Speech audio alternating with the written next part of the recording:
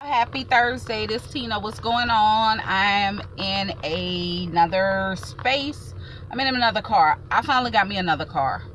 Long time no hear from. I know I gotta adjust my seat and adjust a lot of stuff because my hair is to the top of my puff is high today. Just put it to you like that. So I gotta smush it down because I'm actually in a car and I normally get SUVs. Well, I had to get a car. I know I haven't been on here in a while, but I had to get another car because I'll be starting another job. I was on one job for 2 months. 2 months and 2 weeks. And I'd already, when I was on a job hunt, I had interviewed for another position, which was a really great paying position. But you know, it takes time when you apply for state positions, and it didn't take them that long, but I'm gonna give y'all a rundown of the story that happened to Katina. Okay, I applied for the job at the beginning of May. I did all the assessments and everything because it's a state position, and it's actually in my field of social work.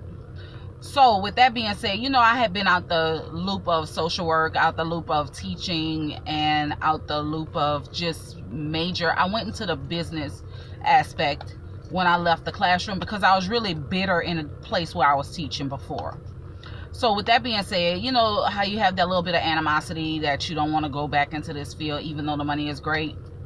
So I decided to use my MBA and go work for this company who deals with complaints and disputes with financial institutions. And I was working for that company, and it was great. The pay was awesome.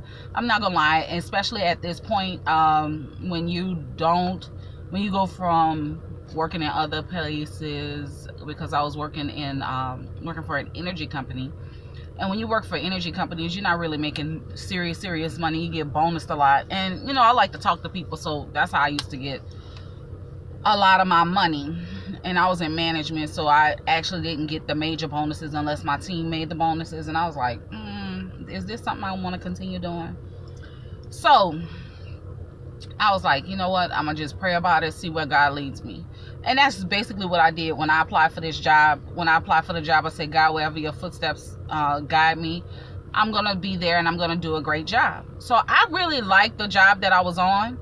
I won't lie to you. I love that job. I really did. I fell in love with the job because I like the people, and I'm a people person. And the more you talk to people, the more you get to know different people. You know different aspects of their lives, and you're able to present that, you know, with them. So I was a little down. So I had interviewed with the job. I did the initial interview. The people called me and wanted to do just a face-to-face. I was like, okay. So we did the face-to-face, and they said, we'll be calling you. Now, mind you, this is right when I started this job in May, and it was right when I started that job. I was like, okay. So I didn't hear anything. I said, well, I must have flopped the interview, yada, yada, yada. So I'm at work on the 13th of July. I'm at work, and I'm on my lunch break because I was sitting there, and something said, dummy, check your... Because I didn't have a car at the time, so dummy, I was sitting outside. I had a horrible morning. I was aggravated. You know, people showed their butts, and you know, that's the first time that had ever happened. So I was kind of blown by it, and I was kind of in a funk. And I had told my friend, I said, you know what? I said, my purpose in life is not 100% here. I say, you know, sometimes you're placed in positions and you see yourself getting comfortable in them, but it's not where you really need to be. It's just what you need to do right now to get your bills taken care of, to make sure your family is cool and you're able to function. And that's exactly what it was. And plus, I used to be working long. When I say I would be working long hours, I would go to work for 6:15 in the morning. I would get off 6:30, 7 o'clock at night. It's no reason I should be working 12 and 13-hour shifts, and I'm doing this stuff. But the stuff will be so extensive, and it will be so many, you could easily get backlogged. Could easily get backlogged. And on top of that, the guy who trained me initially, he just was, and you do it like this, and you do it like this, and yada, yada, yada. So I'm a systematic type of person. So I take great notes, always have. I don't care what I do.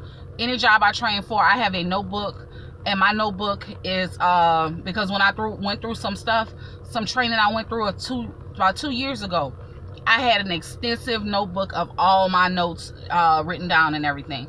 So that was fine and everything, but he was given the worst group of instructions. He'd give you bits and pieces, and then when you get something wrong, oh well, it's nothing wrong, I like what you do. And I really think he was kind of intimidated by me because of my directness.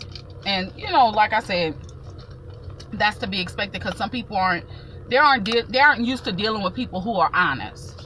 So with that being said, I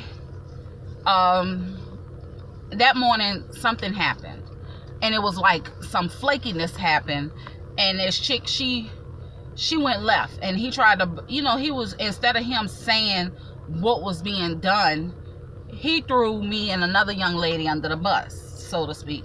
But it was a F up on his part. So, you know, I told him, I said, well, you clearly stated via email that you'll be taking care of this.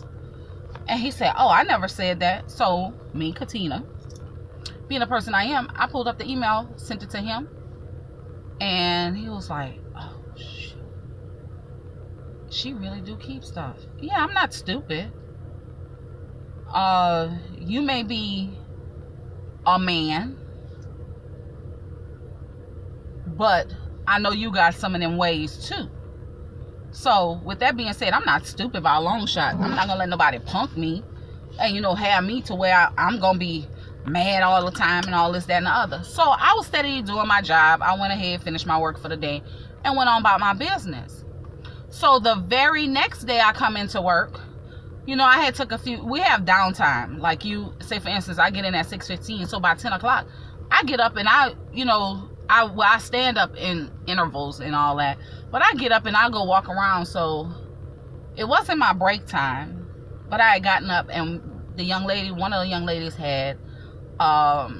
was stressed out, who sit next to me, and she said, can you come talk to me in the break room? And I was like, sure. So we went in the break room, and there was another young lady in there who was a regular employee the day before, and we didn't know about her promotion the next day. So she come out, she was in there, and it was probably about 3 minutes we were there, and she was in there fixing her breakfast, and she left out, and she came back in. Do you ladies have somewhere to be? And I'm like, excuse me? No. And she was like, are you on break? I said, yeah, we on break, like that. And so the young lady I was with and say, is that, and the reason you're asking this, young lady? Oh, because I'm a manager, and I this and I that. And I say, so she became a manager overnight, which she actually did, but it was just a fact. The audacity. So that blew me. So I was like, did she really just try to pull the management card on us? And so she's the manager of a team of 1.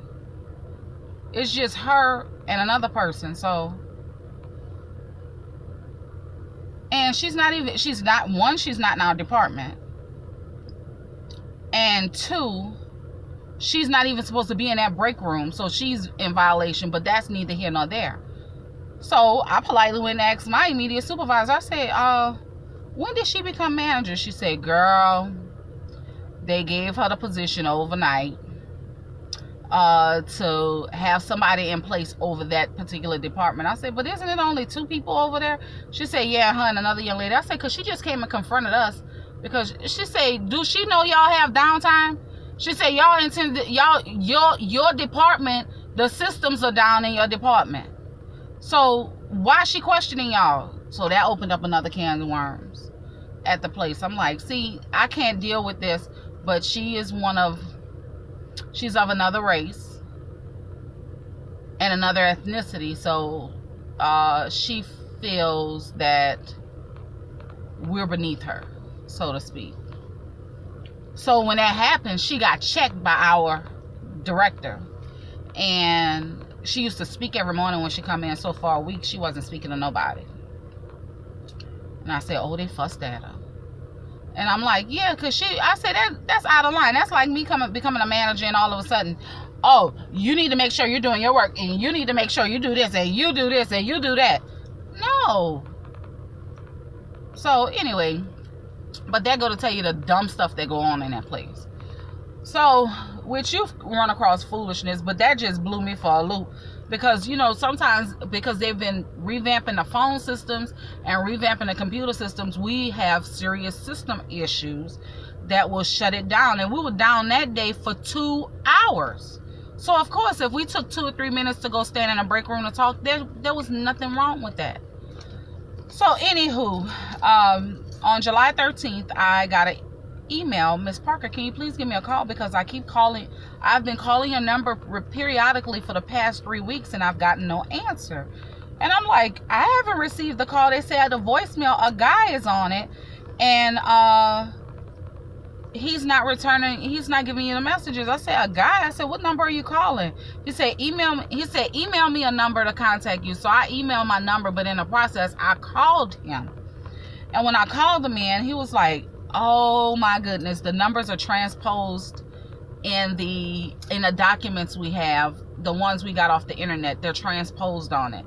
He said even your email address, I had to read that we had the incorrect email address. We had the right one because it was something with the misspelling of my name depending on what system they were in.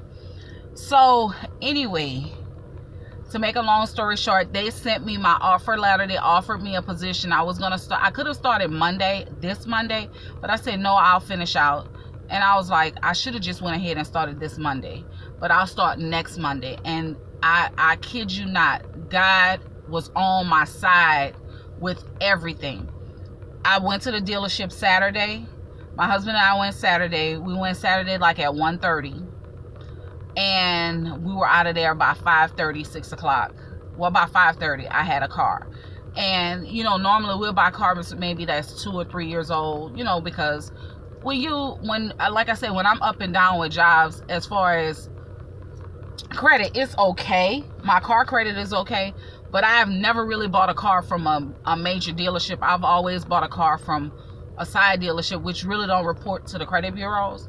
So this is the first time I've actually went to a regular dealership, purchased a car, and I got a car that was a year old. I got a 2016 Jetta this year. So I got a car that was fairly new. It only had 24,000 miles on it at the time, 25,000 miles on it at the time of purchase. And I was just excited because I've never had a fairly new car. My husband has had a new car when we first met. He had bought that was when we had our oldest son. He traded his other car in and got a new car. And that was a fairly new car. And we shared that car. That was a Honda Accord when the 96 Honda Accords came out. But we've never had a smack brand new car. We just had a car that may be 2-3 years old that we financed, paid off in 2 years. They'll tell you, oh, we're going to finance you for 3.5 years. And so they financed me with this car. They gave me 60 months. But the interest rate and the note is so low, I'm going to double it. I'm going to double that and, you know, pay it off in 2.5, 3 years. But this job is awesome with the state. It's an awesome job. I'll have more details on it on Monday. I'm actually doing something in my field, and I feel that, you know, I would get jobs, but I would always be on a job for a certain period of time and get uncomfortable on it, and crazy stuff start happening. And I think that's my complacency, because God has you in, your steps are ordered by God, and with your steps being ordered by Him and everything in your life is being placed, everything is given to you at the right time. And I think in some instances I wasn't mature enough to handle that job at that time, because I had the opportunity in the past, but I didn't take it.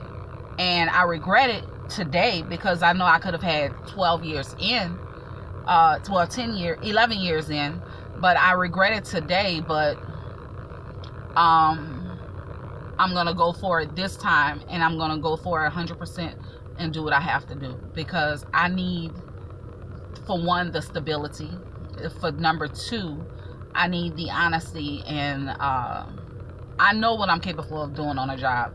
I give 100% when I do my work. So I think when I had these other jobs, it wasn't where I was supposed to be. That's why I left so easily, because it shouldn't be a way that you would just walk away from a teaching position, or you would walk away from a job that pays, because I had a job that was paying me like $67,000 a year, and I walked away from it. And people be like, well, why would you walk away from that kind of money? I said I walked away from it because it was going against the integrity that I have. And just like with teaching, they want you to teach a specific curriculum and hold you accountable for that curriculum, and which is only test driven. You're not teaching everything that they need to know. Like once you teach these kids this test, there's no reason you're teaching these students and you teaching them this particular test, and that they in tune turn around and can't get, when they get to college level, they're taking developmental courses. Why is that? So that's where I was with the whole teaching aspect. And then you want to hold me accountable if 100% of my kids don't pass the test. And I told them no. So with that being said, oh shit. With that being said, that's why I left. And I know it was, I gotta get this puff out my head. I'm gonna wash my hair tonight and put my faux locks in. I gotta color it. My daughter gonna come braid my hair back, and I'm gonna just install a faux locks tomorrow morning, because I don't feel like doing it today. But I like my car. It has a rear view camera, push start. It's black on the outside, charcoal gray bottom, cloth seats, light gray at the top, and I just like it. It's sporty, it's big enough, and it's great on gas. Because when I left the dealership Saturday, they filled me up. Well, Sunday, we drove to my new job's location, which is in the city of, where is it? It's not in Houston. It's in the city of Rosenberg. That's where I'll be working. And the main office is downtown.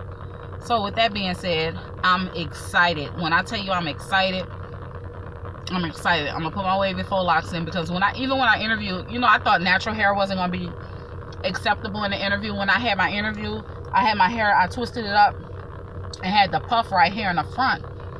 I had my little blazer on, a little top, some black pants, and a pair of flats. I thought natural hair wasn't acceptable in the workplace. I've gotten 3 jobs. A girl told me I wouldn't be able to get a job with crochet braids in my hair. I had wavy crochet braids in my hair. Oh, you're not gonna be able to get that job. They're gonna think that's hood. I was hired. What are you talking about? I had faux locks in my head when I interviewed for another company. They hired me. So it's not that it's not acceptable. It's what the individual presents. If you have the credentials and everything, they'll accept it. Nah, true indeed, I don't want big old earrings on the interview and all that, but to each their own. But I'm on to a new venture in my life. I feel like this will be the place where I retire. And I have another video coming up, because I'm going to show y'all the new locks that I'll be putting in my head.